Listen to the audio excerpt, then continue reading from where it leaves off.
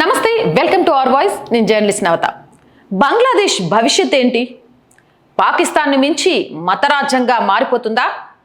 అవునని అంటున్నారు ప్రముఖ రచయిత్రి, భారతదేశంలో అజ్ఞాతంలో గడుపుతున్న తస్లిమా నస్రీన్. ప్రస్తుత పరిణామాలలో జబేతీ ఇస్లామీకి విపరీతంగా ప్రాధాన్యం రావడం ఈ అంచనాకు కారణం.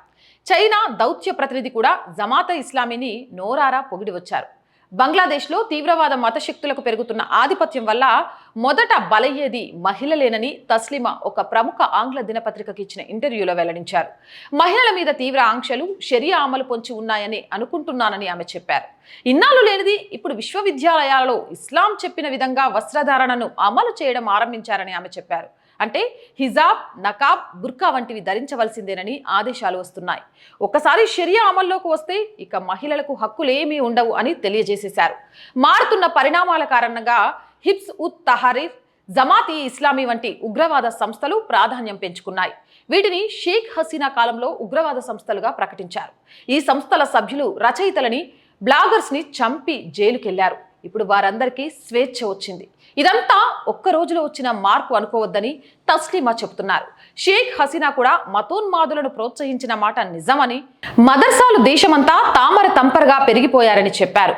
యువత హేతుబద్ధమైన వాతావరణం మధ్య కాకుండా ఇస్లాం మత వాతావరణంలో పెరిగిందని ఆమె పేర్కొన్నారు. అయినా ప్రస్తుత తాత్కాలిక ప్రభుత్వం షేక్ హసీనా ప్రభుత్వం కంటే దారుణమైనదని ఆమె వ్యాఖ్యానించారు.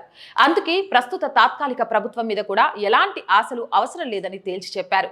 నోబెల్ గ్రహీత మొహమ్మద్ యూనస్ పరిస్థితులను ఇంకాస్త దిగజార్చగలరని తస్లిమా అభిప్రాయపడ్డారు. హసీనాను దింపినందుకు సంబరాలు చేసుకుంటున్నారు. హిందూ దేవాలయాలు ధ్వంసం చేస్తున్నారు. షేక్ ముజీబుర్ రహమాన్ విగ్రహాలను కూలుస్తున్నారు. హిందువుల వంటి మైనారిటీ వర్గాలను లక్ష్యంగా చేసుకుంటున్నారు. క్షేత్రస్థాయిలో భారత వ్యతిరేకత, మహిళల పట్ల వ్యతిరేకత, ప్రజాస్వామ్యం పట్ల వ్యతిరేకత బాగా పెరిగాయని అన్నారామె.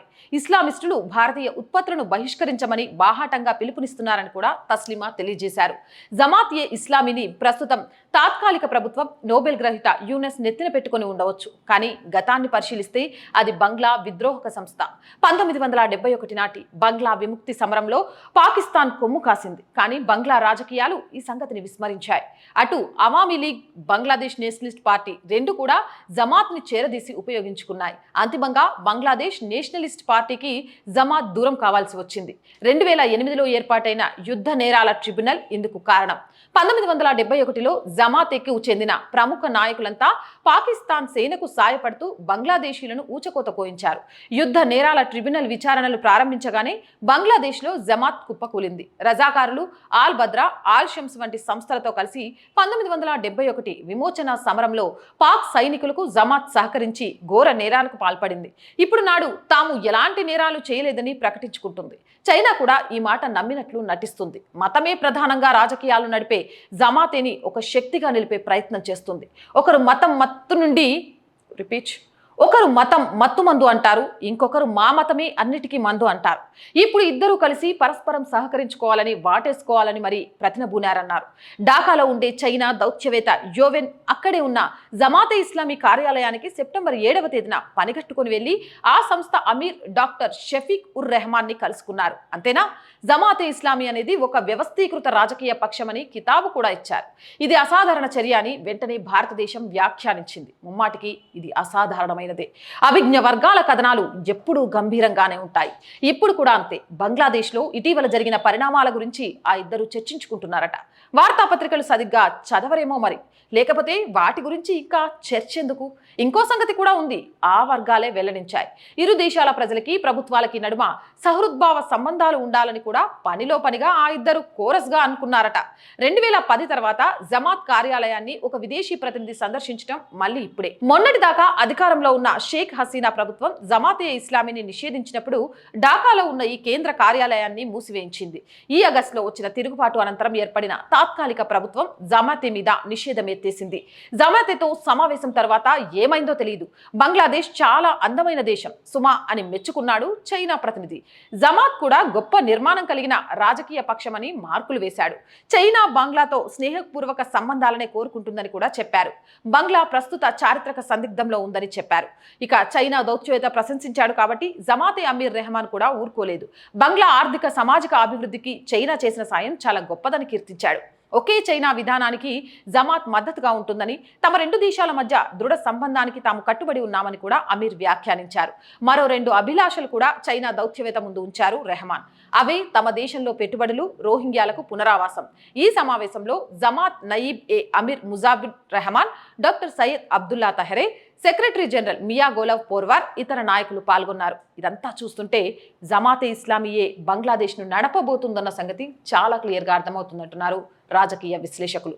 ఇక అలాగే చైనా వైపు నుంచి ఇది చాలా ప్రత్యేకమైన చర్య అని భారత అధికార ప్రతినిధులు అభిప్రాయం వ్యక్తం చేస్తున్నారు. ఇందులో స్పష్టమైంది ఏంటంటే ఇప్పుడు బంగ్లాను ఎవరు పాలించబోతున్నారు అన్న విషయమే అని వారు వ్యాఖ్యానించారు. జమాతే తెర మీదకి వచ్చింది కాబట్టి పాకిస్తాన్తో సత్సంబంధాలు పెట్టుకోవడం బంగ్లాకు అనివార్యమని విశ్లేషకులు చెబుతున్నారు. ఇక చైనా దౌత్యవేత్తతో జమాతే నాయకులు సమావేశం కావడంపై పెద్ద పథకం కనిపిస్తోంది. ఈ నేపథ్యంలోనే పాకిస్తాన్తో ఉన్న సమస్యలు పరిష్కరించుకుంటామని తాత్కాలిక ప్రభుత్వ మంత్రి ప్రకటించారు. అంటే భారత్కు అటు ఇటు ఉన్న రెండు మత రాజ్యాలను చైనా ఆడిస్తూ తలనొప్పిని పెంచే ప్రయత్నం చైనా ఆరంభించింది. అయితే చైనాలో నీచమైన జీవితం గడుపుతున్న సాటి ముస్లింలు శ్రేయస్సు కంటే భారత్ను ఇరుకున పెట్టే వ్యూహమే పాకిస్తాన్ అనే పాత మత రాజ్యానికి, కొత్తగా ఆవిర్భించబోతున్న మత బంగ్లాకు కూడా ముఖ్యంగా తెలిసింది. లేకుంటే ఉయిఘర్ ముస్లింలపై జరుగుతున్న దారుణం గురించి చైనా దౌత్యవేత్తని ఆ ఇస్లాం సంరక్షక దేశాలు ఎందుకు ప్రశ్నించలేదు? ఏదేమైనా కానీ భారత్ ప్రపంచ దేశాల్లో అగ్రగామిగా మోదీ నిలుపుతుంటే సహించలేక ఇంటి దొంగలతో పాటు బయటి దొంగలు కూడా ఎంత కక్ష కడుతున్నారు అనేది చాలా క్లియర్గా అర్థమవుతుంది. ఏదేమైనా వినాశకాలే విపరీత బుద్ధి అంటారు. ఎవరు వినాశనం కోసం ఆలోచిస్తారో వాళ్ళకి విపరీతమైన బుద్ధి వాళ్ళ వినాశనానికి కారణమవుతుంది అని మన పెద్దలు చెప్తారు. అవునంటారా కాదంటారా? భారత్ని ఎవరైనా ఏమన్నా చేయగలరు అనుకుంటున్నారా? కామెంట్ సెక్షన్లో పెట్టేయండి. మోర్ వీడియోస్ కోసం మన ఛానల్ వెంటనే సబ్స్క్రైబ్ చేయండి. ప్రతిరోజు ప్రతి వీడియోలో మేము రిక్వెస్ట్ చేస్తూనే ఉన్నాం. బట్ సహాయం చేయడానికి చాలా అంటే చాలా తక్కువ మంది వస్తున్నారు. 0.00లలో అని చెప్పొచ్చు.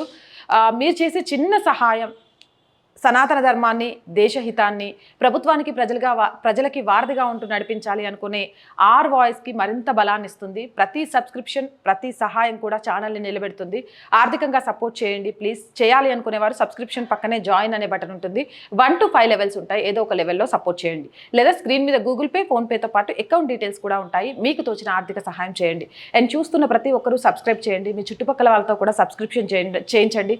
మీరు ఎంత లైక్ చేస్తే మన వీడియోలు అంత వైరల్ అవుతూ ఉంటాయి. ఎంత షేర్ చేస్తే మనం చెప్పాలి అనుకున్న విషయం అంతమందిలోకి వెళ్తుంది. అందులో కూడా ఈ ఛానల్కి అండగా నిలబడాల్సింది మీరే. మీరు ఎప్పుడు సపోర్ట్గా ఉంటారని ఆశిస్తున్నాం. జై భారత్.